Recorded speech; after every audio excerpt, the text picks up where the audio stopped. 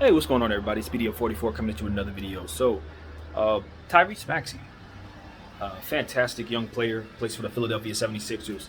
Um, his name is kind of wrapped up in what's going on with Ben Simmons, and you know, I didn't really look at things from his perspective in regards to the conversation, and I'd like to dive into that just a bit because he's his own separate entity. He's a player with tremendous upside on the back of the Philadelphia 76ers bench. And while could he do better in a change of scenery, it depends on where he lands. Because I think that if he were to get traded in this Ben Simmons trade, wherever Ben Simmons gets traded, it may or may not be a better situation for Tyrese. Um, for example, if Ben ends up going to Golden State, I can't see that being a great spot for Ty Maxey. If he goes to the Sacramento Kings, again, a lot of guards, not a good spot for Maxey. So you would like to think that Maxey would be dealt in a different direction, and or not dealt at all. But it's been reported that Tyrese Maxey, uh, being a Rich Paul Clutch sports client, has basically wanted, well, how to word it properly is basically it's been reported that uh, in the event that Ben Simmons is moved, they want Tyrese Maxey also moved. I guess it's been reported that you know Clutch is using Tyrese Maxey as somewhat of leverage to try to push this Ben Simmons situation along, since Ben Simmons' value is perceived to be very low at this point. The thing about that is it doesn't really work in Tyrese Maxey's favor in theory, or rather, it puts in question whether or not, um, Clutch is doing what's best for Tyrese.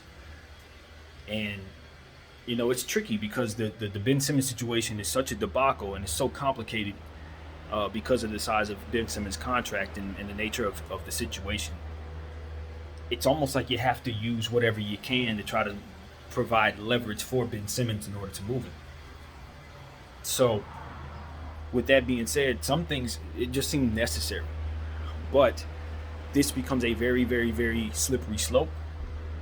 And though I'm not certain what's going on, if what's perceived by some of these people who are reporting this, and myself who's reading the tea leaves from what those reports are, if any of that is true, it brings into question if Clutch is doing the right thing by these guys. You already got the Nerlens Noel situation going on. Is Ben Simmons the hill to die on? I guess is the question I'd ask Rich Paul. Is Ben Simmons, the client, worth going these lengths for, given the circumstances? I think Tyrese Maxey someday could be very, very valuable. I look at him as a hyperactive athlete. He has athleticism that is above average and speed that's above average. This is a guy who could really go, and he shouldn't be looked at as just a side piece player to try to involve in a trade or some type of prospect that's just kind of coming along. You got to invest in this guy's future. You got to invest in his development, and I don't think the Philadelphia 76ers have done the greatest job of that. And that's why I don't make the argument that he should not be leaving, if Clutch is indeed making that argument themselves.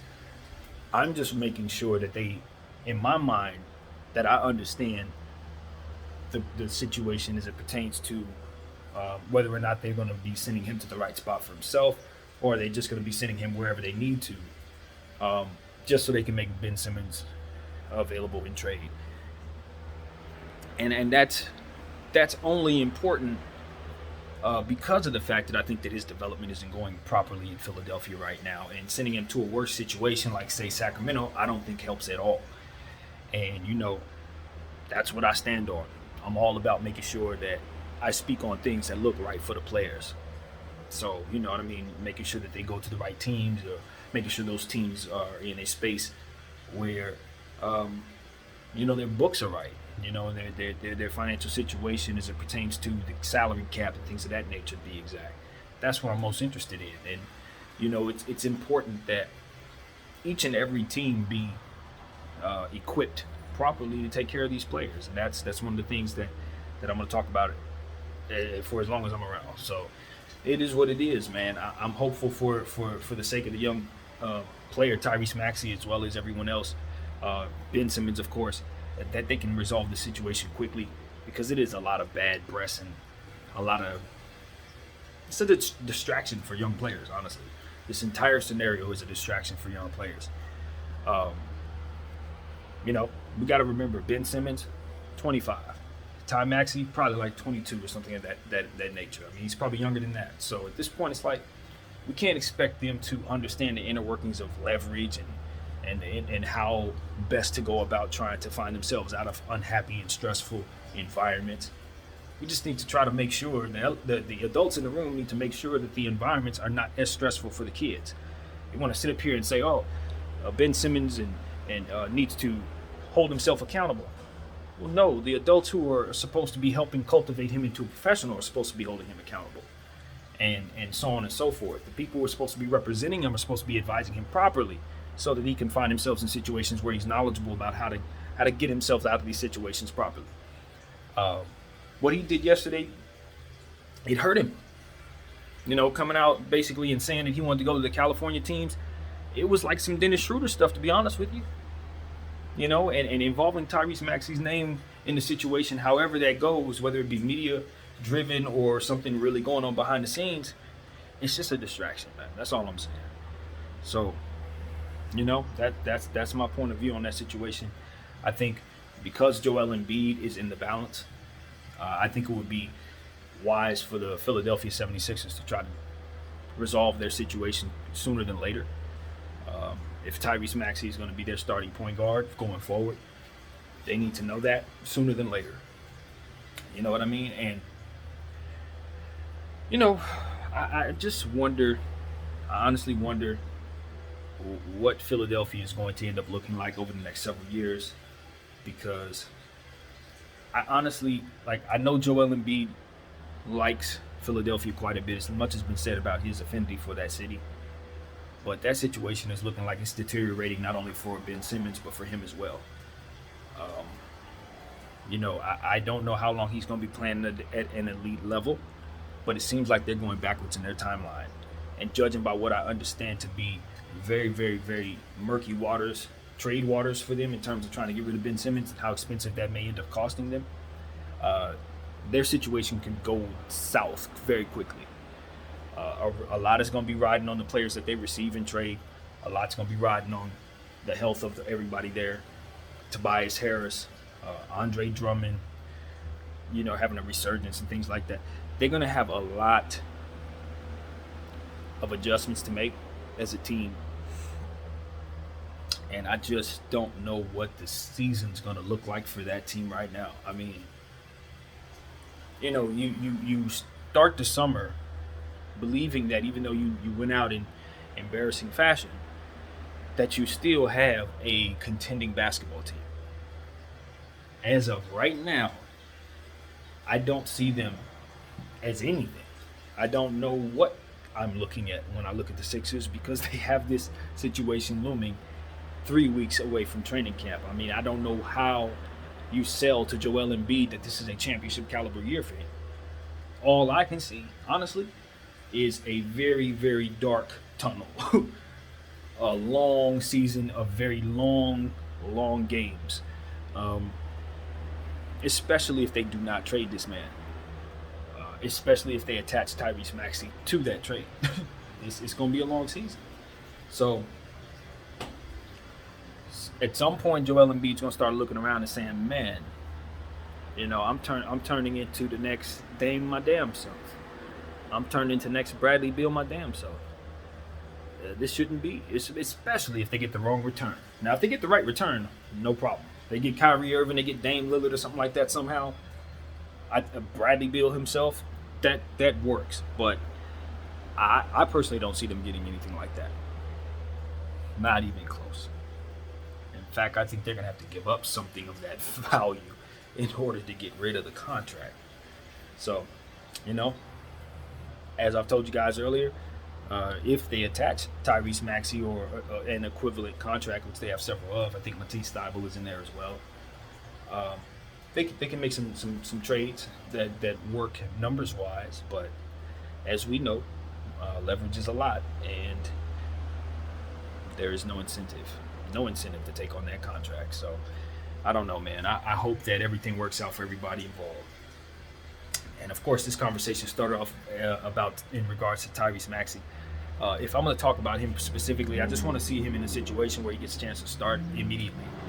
He reminds me of the same situation that Kevin Porter Jr. was in back when he was in Cleveland, and everything was just going haywire and he wasn't getting his opportunities. It became a situation where it was just like very, very evident that he just needed an opportunity. That's this guy here. You know, Tyrese Maxey just needs an opportunity. He will prove his worth in a consistent situation, I believe. And judging by what I've seen from his athleticism, he could probably take on a much bigger role, much bigger load than he's even been asked to do. So he's a young player. He's in his second year coming up right here. And that's why I would love to see the situation resolved, because for not only him, but for all the young players on this team, as I've said, it's a distraction. It's a bad precedent to start training camp this way. It's an uphill battle for them to go in to training camp thinking about all this nonsense. So if I'm Philadelphia's front office, Elton Brand and all those guys, I'm deferring to Joel on this, as far as whether or not I'm willing to make a deal or hold out. I think if you hold out, you run the risk of making him feel like you're wasting his time for this particular season. This is an important season for him. If I'm him, I'm thinking this championship MVP type season for me. And you know, if we have this kid sitting out, that's a whole $140 million worth of value that's inactive. That's value that I need on the court with me in some form or fashion. So it should be his decision. I think he's the superstar on the team. He's carrying the heavy load with respects to Tobias Harris and everyone else on the team, including coaching staff, whose time and value matters. At the end of the day, this is Joel's story. You know, you've chosen Joel Embiid over Ben Simmons. That's what you've done. You built this team around Joel Embiid, and so being that Ben Simmons is the type of player where you would need to build around, and you didn't do that, it stands to reason why you didn't have any real desire to be there. To be completely honest with you, you know he's a specialty player. You know he's a very, very unique piece that needs specific things, and they just did not choose him. So it stands to reason why he would be upset. I read into him not scoring at all in the fourth quarter in those playoff games. That was brought to my attention. That I think it was maybe 3 straight games in the playoffs that he just did not score at all in the fourth quarter of each game. That was a statement that was no different than the statement he just made just now. If I'm reading the tea leaves like I always do, think that Ben Simmons was probably offended by some of the trade rumors and some of the stuff that probably happened well before the playoffs. And I think he was already ready to get the heck out of there by then.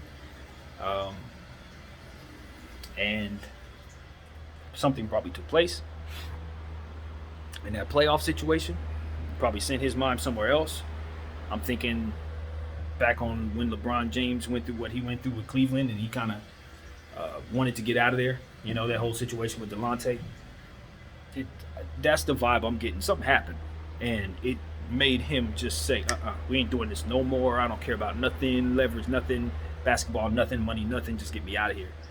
And, you know, that's what usually happens when somebody makes a decision like this in haste. It's not just what we know. It's also something else. And it probably sent them into a space where they're passing the rock underneath the basket, missing more free throws than anyone in the history of the playoffs. Like that, something happened. Do you understand what I'm saying? Because, look, we've been watching Ben Simmons play for 4 years. We know who he is. We know his game. We know what he is going to do. We know what he's not going to do. But what he's never been is bashful until this playoff series. What he's never been is somebody who refuses to dunk a basketball. He loves dunking a basketball. Why would he choose not to do that now? You know, it's like a statement was made. They can say, "Oh, he choked in the playoffs." That wasn't his first playoff series. They're in the playoffs every year. Why did he act like this in this particular series? I'm telling you, there's something not being said here. There's something that we don't know. And that he played that poorly was not the situation. It was the result of something else, I believe. And this speaks to what I've been talking about as well about Philadelphia and their environment. Seems like everything just seems to collapse around players in regards to being there. You know, that's why I'm not against them trying to force Maxey out of there at the end of the day, because even though I don't really necessarily love how they're going about it, they don't develop players well over there, and we've talked about that on this channel quite a bit. So it's a lot of ways to look at it, and much has been said about it, especially here. So I thank y'all for paying attention to the BDF 44, and I will catch you all later. Thanks very much. Peace.